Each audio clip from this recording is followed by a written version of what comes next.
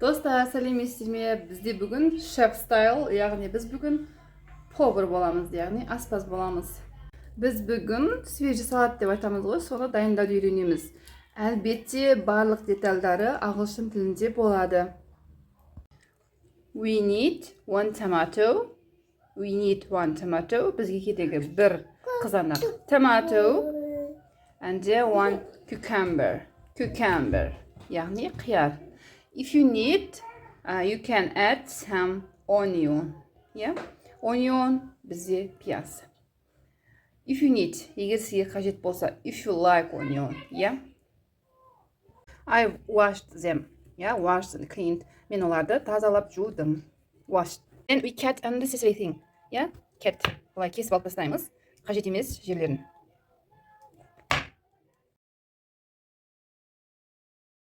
Then we dice a tomato. Dice дегеніміз яғни былай кесеміз. Кубиктап кессек те болады, салонкет кесуге де болады. Яғни dice бұл жерде кубиктап кесу деген мағынаны білдіреді. Дәл осылай we dice a cucumber. Yeah? Yes. Sorry. Cucumber. We dice a cucumber. As you see, I dice the cucumber, tomato. Көріп тұрғандарыңыздан мен кубик сияқты етіп қияр менен қызанақты кесіп алдым. We put the table, яғни біз тарелкаға саламыз да. You can add some salt. Here is some salt. You can add what you need.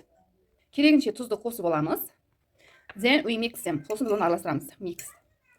Stir деген сөзде бар ағылшын тілінде, бірақ ол көбіне сұйық заттарға қолданылады. Ал енді қою заттарға, яғни осындай заттарға, яғни біз mix сөзін қолданамыз. Яғни біз оны араластырып аламыз. We mix them.